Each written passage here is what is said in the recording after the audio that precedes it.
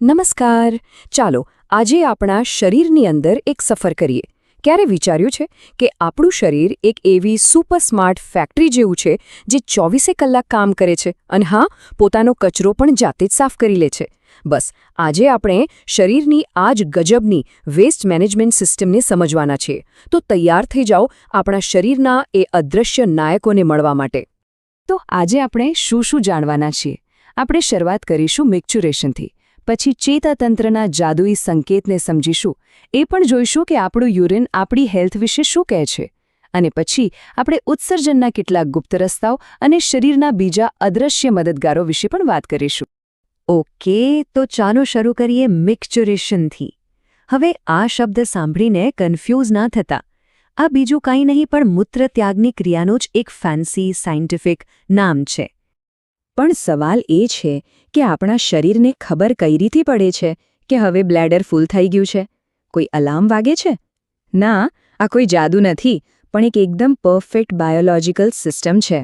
તો મિક્ચુરેશન એટલે મૂત્રાશયમાંથી યુરિનને બહાર કાઢવાની પ્રક્રિયા. યુરિન ત્યાં સુધી સ્ટોર થયેલું રહે છે જ્યાં સુધી આપનું સેન્ટ્રલ નર્વસ સિસ્ટમ એટલે કે CNS તેને બહાર કાઢવા માટે એક વોલેન્ટરી સિગ્નલ ના આપે. બધું જ એકદમ કંટ્રોલમાં હોય છે. હવે ચાલો એ જાદુઈ સિગ્નલ પાછળના વિજ્ઞાનને સમજીએ. આ કોઈ સામાન્ય સંકેત નથી, પણ આપણા શરીરની એક અદ્ભુત ઓટોમેટિક સિસ્ટમ છે જેને કહેવાય છે મિક્ચુરેશન રિફ્લેક્સ. ચાલો જોઈએ કે આ ફીડબેક લૂપ કેવી રીતે કામ કરે છે. તો આ આખી પ્રોસેસ કામ કઈ રીતે કરે છે? વેલ, એ ખરેખર ખૂબ જ સ્માર્ટ છે. જુઓ, જેવું મૂત્રાશય ભરાવા લાગે એટલે એની દિવાલો ખેંચાય. બરાબર.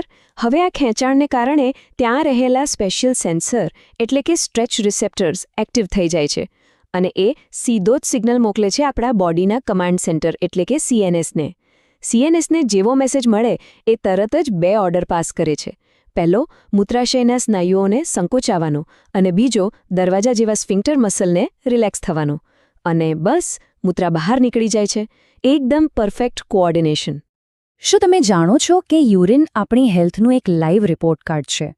એનો રંગ, એની સ્મેલ અને એમાં રહેલા પદાર્થો એ બધું જ આપણી બોડીની અંદર શું ચાલી રહ્યું છે એની ઘણી બધી માહિતી આપી શકે છે. સામાન્ય રીતે એક હેલ્ધી એડલ્ટ વ્યક્તિ દરરોજ લગભગ 1 થી 1.5 લીટર જેટલું યુરિન બહાર કાઢે છે.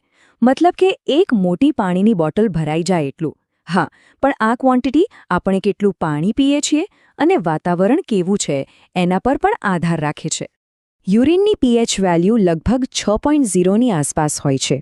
એનો મતલબ એ થયો કે એ સહેજ એસિડિક હોય છે, પણ એટલું બધું નહીં જેમ કે ટમેટાના જ્યુસ જેટલું જ લગભગ. અને આ આપણા ખોરાક પ્રમાણે થોડું ઘણું બદલાતું રહે છે.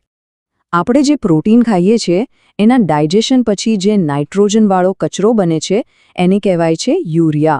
અને આપણું શરીર રોજનું લગભગ 25 થી 30 ગ્રામ યુરિયા યુરિન દ્વારા બહાર ફેંકી દે છે. અને હવે સૌથી ઇન્ટરેસ્ટિંગ વાત, યુરિન એનાલિસિસ એટલે કે પેશાબની તપાસ એ ડોક્ટર્સ માટે એક જાસૂસ જેવું કામ કરે છે. એ શરીરની અંદરની ઘણી બધી ગરબડ પકડી પાડે છે. જેમ કે માની લો કે પેશાબમાં ગ્લુકોઝ જોવા મળે જેને મેડિકલ ભાષામાં ગ્લાયકોસુરિયા કહેવાય છે, અથવા તો કીટોન બોડીઝ જોવા મળે જેને કીટોન્યુરિયા કહેવાય છે. તો આ બંને ડાયાબિટીસ મેલેટસના પાક્કા સંકેત હોઈ શકે છે. અને એટલું જ નહીં, આનાથી કિડની બરાબર કામ કરે છે કે નહીં એની પણ ખબર પડી જાય છે. અત્યાર સુધી આપણે કિડનીના કામ પર જ ફોકસ કર્યું, પણ શું વેસ્ટ બહાર કાઢવાની બધી જ જવાબદારી ફક્ત કિડનીની જ છે? ના, બિલકુલ નહીં. હજી તો વાર્તામાં બીજા કેટલાક મોટા ખેલાડીઓ પણ છે અને એમના વિશે જાણીને તમને ખરેખર આશ્ચર્ય થશે. તો ચાલો હવે મળીએ આપણા શરીરની વેસ્ટ મેનેજમેન્ટ ટીમના બાકીના સભ્યોને.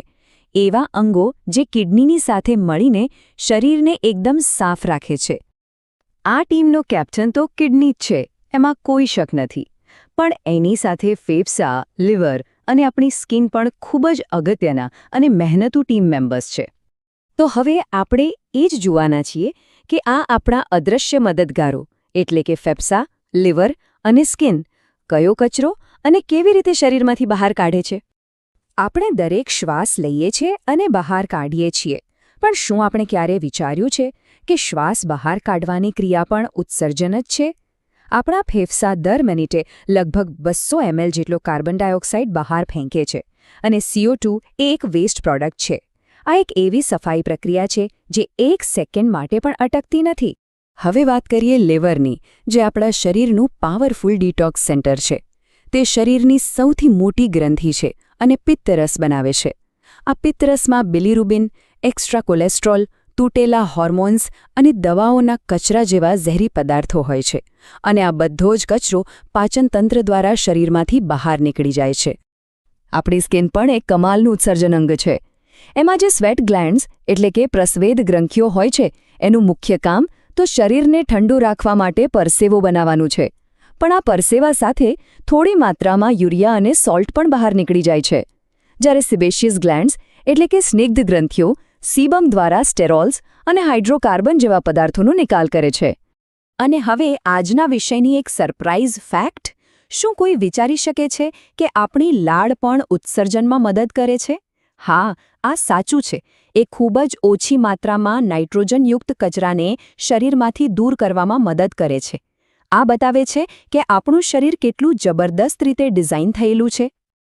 આ બધું જાણ્યા પછી મનમાં એક જ સવાલ આવે છે. આપણા શરીરની બધી જ સિસ્ટમ્સ એકબીજા સાથે કેટલી અદ્ભુત રીતે જોડાયેલી છે, ખરું ને? ઉત્સર્જન એ કોઈ એક અંગનું કામ નથી. એ તો એક પૂરેપૂરું ટીમવર્ક છે, જ્યાં દરેક જણ ચૂપચાપ પોતાનો રોલ પરફેક્ટલી નિભાવી રહ્યો છે.